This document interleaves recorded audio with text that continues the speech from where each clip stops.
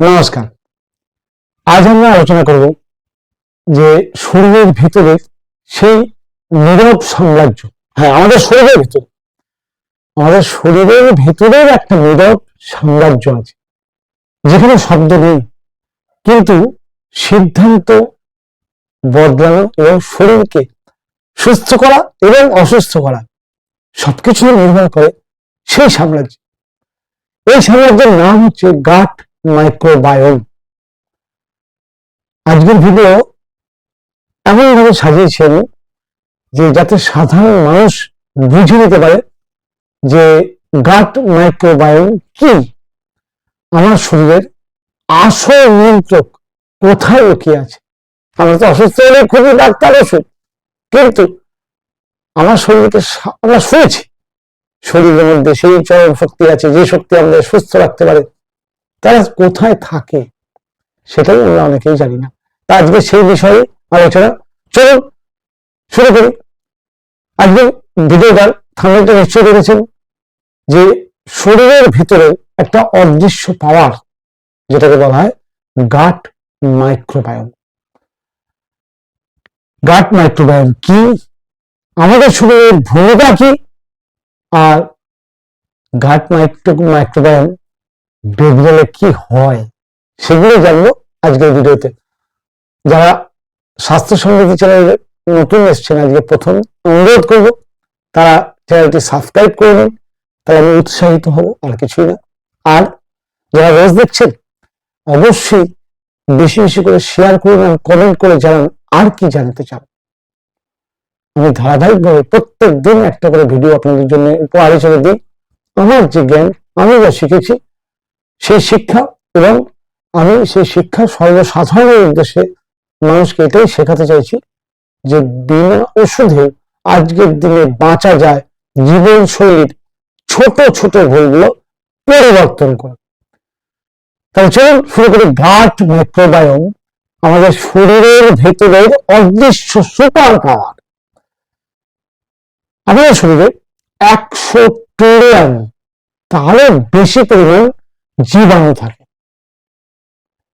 সেই জীবাণুদের মধ্যে বেশিরভাগ থাকে bacteria, virus, fungus, protozoa, east, আরো অনেকে অগন্তি, এখনো বিজ্ঞান সব উদ্ধার করতে পারেনি।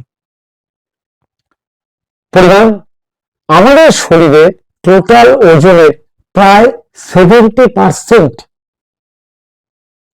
তিনারা, আর মাত্র 30% হিউম্যান সেল, অর্থাৎ আমি।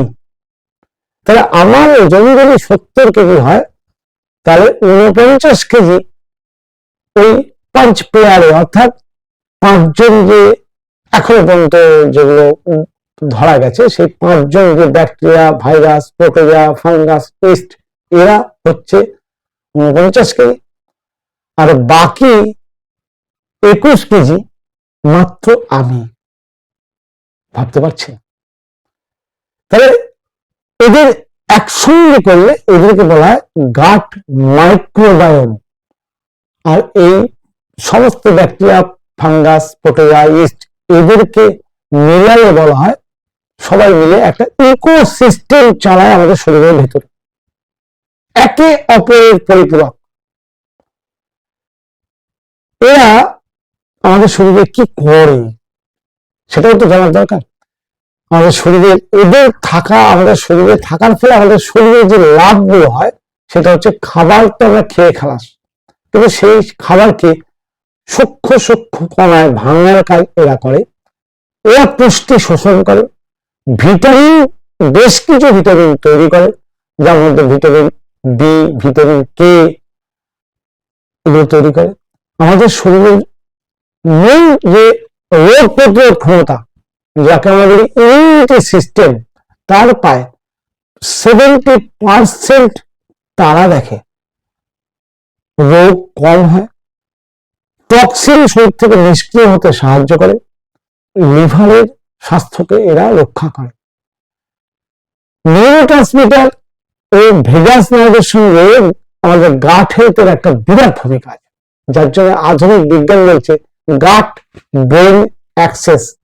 গাট খারাপ হলে মন বুদ্ধি সব বিগড়ে যায়। আবার মন বুদ্ধি বিগড়ে গেলে গাঁট খারাপ হয়ে যায়। তাই জন্য দেখবেন বলে ট্রেস বাড়ে, গাঁট হেলথ খারাপ হয়ে যায়। আবার গাঁট হেলথ খারাপ হয়ে গেলে ট্রেস বাড়ে। একে অপরের সঙ্গে জড়িত বলে আজকে বিজ্ঞান বলছে গাট ব্রেন অ্যাক্সেস। এই সংযোগটা চলে ভেগাস নার্ভের দ্বারা। ভেগাস নার্ভ হচ্ছে আমাদের শরীরের সবচেয়ে গুরুত্বপূর্ণ, সবচেয়ে বড় একজন নার্ভ। সেই নার্ভাস সিস্টেম, সেই সিস্টেমের মাধ্যম দিয়ে এই লিঙ্কটা, যোগাযোগটা চলে। তাহলে এই যে ভেগাস নার্ভের সঙ্গে গাঁটের যে ভূমিকা, এখানে এমন কিছু কেমিক্যাল কোথায় তৈরি হয়? সেরাটোনিন, যেটা আমাদের হ্যাপি হরমোন বলা হয়, তার 90% তৈরি হয় কিন্তু আমাদের গাট হেলথের মধ্যে। ডোপামিন অনেকটা নিয়ন্ত্রিত করে। গাবা বলে একটা নিউরোট্রান্সমিটার আছে, GABA, গাবা, এটাও কিন্তু অন্তর্নির্ভর। এইসব নিউরোট্রান্সমিটার গুলো আমাদের বার্তা মস্তিষ্ক থেকে পেট, পেট থেকে মস্তিষ্ক আদান প্রদান করে। আপনি নিজে খেয়াল করেন, হঠাৎ টেনশন হলে পায়খানা পায়, বা খাওয়া বেশি হয়ে গেলে বুদ্ধি কমে যায়।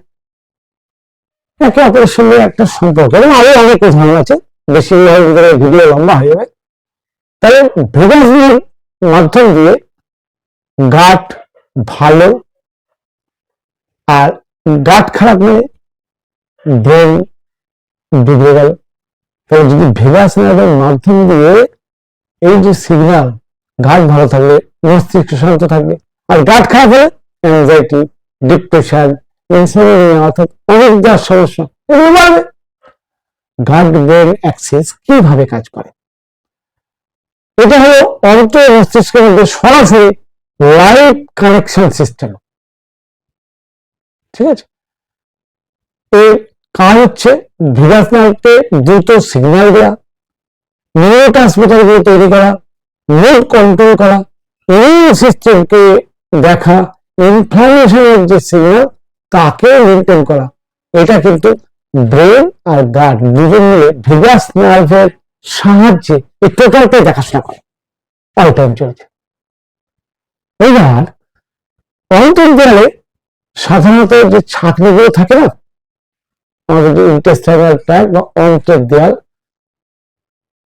তাতে ছাঁকনি থাকে। কেন ছাঁকনি? যে আমরা যেটা খেলাম সেটা খাবার ভাঙলো, নির্যাস বেরোলো, সেই রস আমাদের শরীর শোষণ করবে, শোষণ করে রক্তে যাবে। এখানে একটা ছাঁকনি লাগানো আছে, যাকে মানে আমরা এই ছাঁকনি খারাপ হলে বলি লিকি গাট হয়েছে। তাহলে এই ছাঁকনি যখন খারাপ হয় তখন অ্যাকচুয়ালি কি হলো, দেয়ালে ফুটো হয়েছে, অন্তর দেয়ালে ফুটো হয়ে গেছে। অন্তর দেয়ালে যদি ফুটো হয় তাহলে কি হবে, খাবারের টুকরো, হজম না হওয়া খাবার রক্তে চলে যাবে, টক্সিন রক্তে চলে যাবে, জীবাণুরা, যে খাবারের সঙ্গে জীবাণু ছিল, যেগুলো রক্তে মেশার কথা নয়, সেই সব জীবাণুরা সরাসরি রক্তে ঢুকে যাবে। এটাকেই বলা হয় লিকি গাট সিনড্রোম। তো বুঝতে পারছেন যে আমাদের গাট হেলথ কি ঘটছে। লিকি গাট কি সৃষ্টি হলো, সেটা হচ্ছে অত্যাধিক antibiotics, pain killer, late night dinner, অত্যাধিক স্ট্রেস, ঘুমের অভাব, প্রসেস ফুড, আর ফ্রিকুয়েন্টলি স্ন্যাকিং, অর্থাৎ ঘন ঘন খাওয়া। এগুলোর জন্য কি হলো, অন্ত্রের ভারসাম্য হারালো, লিকি গাট শুরু হলো। আচ্ছা, লিকি গাট যখন শুরু হলো, এইবার শুরু হলো, এইবার শুরু হলো IBS, অর্থাৎ ইরিটেবল বাউল সিনড্রোম। বিভিন্ন রকম অটো ইমিউন ডিজিজ, যে কোনো skin allergy, thyroid imbalance, brain fog, chronic fatigue, food intolerance, এগুলো কিন্তু শুরু হলো। তবে কোথা থেকে রোগ আসছে একটু বোঝার চেষ্টা করুন। গাট ডিসবায়োসিসটা কি, এটাও তো একটু জেনে নিই। এর কেন হয়, ভালো ব্যাকটেরিয়া আর খারাপ ব্যাকটেরিয়া দুরকমই আমাদের শরীরে বাস করে। যদি ভালো ব্যাকটেরিয়ার সংখ্যা বেশি থাকে তাহলে খারাপ ব্যাকটেরিয়া সেগুলো মাথা তুলে দাঁড়াতেই পারে না।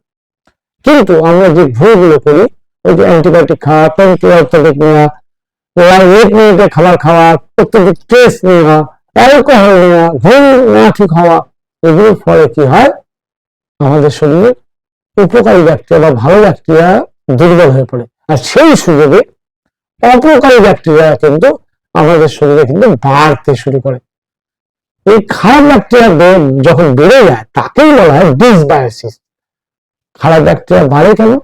Refined sugar, artificial sweetener, alcohol, stress, ঘন ঘন খাওয়া এবং স্লিপ ডিসঅর্ডার থেকে। তাহলে এতক্ষণ তো বুঝতে পারলেন যে গাট হেলথ কিভাবে বিগড়াচ্ছে। গাট সুস্থ রাখতে কি করণীয়? গাট সুস্থ রাখতে গেলে খাদ্যের মধ্যে কিছু পরিবর্তন আনতে হবে। সেটা হচ্ছে প্রাকৃতিক খাবার বেশি করে খেতে হবে, অর্থাৎ প্রকৃতি আমাদের যে খাবার বানিয়েছে সেই খাবার, তাতে প্রচুর পরিমাণে ফাইবার এবং জল রয়েছে, মিনারেলস রয়েছে। এটাই কারণ। ফার্মেন্টেড ফুড রেগুলার খেতে হবে, যেমন আগেকার দিনে পান্তা ভাত, দই খাওয়া হতো রেগুলার। আমরা তো ভুলে গেছি ফ্যাশন। আর বিনিময়ে যে দই খাই সেগুলো কেমিক্যাল দিয়ে তৈরি। পান্তা ভাত খাই, পান্তা ভাতের গায়ে ফাইবার নেই, ব্যাকটেরিয়া তো খায় ফাইবার, ফাইবার নেই, আছে কার্বোহাইড্রেট, ফলে ওটা ফার্মেন্টেশন হচ্ছে না। তাহলে কি করতে হবে? ঘরে বানান সাওয়ার ক্রাউট কাঞ্জি, এই বিষয়ে ভিডিও আমার মাইক্রোবায়োম প্লেলিস্টে দেওয়া আছে, দেখে নেবেন। সম্পূর্ণ বানানোর পদ্ধতি বলা আছে, নিজে দেখুন, নিজে ঘরে বানান, পয়সা লাগে না। আর পয়সা দিয়ে আজ যা হোক আরাম পাওয়া যেতে পারে, সুস্থতা পাওয়া যায় না। সুস্থতা পেতে গেলে করতে আপনাকেই হবে, এটা সবার প্রথম কথা। আর যখন মনে করেন না পয়সা দিয়ে কিনবো, পয়সা দিয়ে যে আপনাকে দেবে অ্যাকচুয়ালি সে কিন্তু নিজের লাভের কথাই মাথায় রাখবে, আপনার লাভের কথা মাথায় রাখবে না। এটা সবার প্রথম বুঝে নেবেন। এবার ফার্মেন্টেড ফুডের পরে আসছে কিছু অভ্যাসের পরিবর্তন, যেমন খাবারের মাঝে, মানে একটা খাবার থেকে আরেকটা খাবারের মাঝে অন্তত 5 ঘন্টা গ্যাপ দিন। রাতের খাবার সূর্য ডোবার পরে শেষ করে দিন। সূর্য ডোবার পরে রাতের খাবার খাওয়া মানে অন্তের স্বাস্থ্যকে ধ্বংস করা। এবার প্রতিদিন সানলাইট শরীরে লাগান, কারণ সানলাইটের সঙ্গে অন্তের স্বাস্থ্যের একটা বড় সম্পর্ক আছে। প্রতিদিন একটু হাঁটুন, অন্তের দেয়ালে মুভমেন্ট দরকার। আপনি যখন হাঁটবেন অন্তের ভেতরে একটা মুভমেন্ট শুরু হবে, যে মুভমেন্ট শুরু হলে আপনার অন্তের স্বাস্থ্য ভালো হবে। আপনি জানেন যে কোনো কিছু মুভমেন্ট করলে স্বাস্থ্য ভালো হয়, অন্তত তো মুভমেন্ট দরকার। সেটা সবচেয়ে ভালো মুভমেন্ট হাঁটা। আজকাল যেটা আমরা একদম কমিয়ে দিয়েছি। আগেকার দিনে মানুষ প্রচুর হাঁটতেন, যার ফলে তারা কথায় বলে পাথর খেয়েও হজম করতেন। আজ আমরা নরম ভাত খেয়েও হজম করতে পারছি না, কারণ আমরা হাঁটি না। অতএব অন্তকে ঠিক রাখতে গেলে হাঁটাটা ঠিক দরকার। এত কিছু বলার পরে শেষে বলতেই হয়, গাট ঠিক থাকলে, অর্থাৎ অন্তের স্বাস্থ্য ঠিক থাকলে হরমোন নাচে তাল মিলিয়ে, মস্তিষ্ক থাকে শান্ত, আর শরীর নিজেই নিজের ডাক্তার হয়ে ওঠে। কারণ ওই যে বললাম, এই যে 70% তো গাট দেখে। আপনার শরীরে ভাইরাল হবে না ব্যাকটেরিয়া অ্যাটাক হবে নাকি ইনফ্লামেশন হবে, সব গাট নিজেই সামলানোর ক্ষমতা রাখে। আপনাকে শুধু গাট হেলথ সুস্থ রাখাটা শিখতে হবে।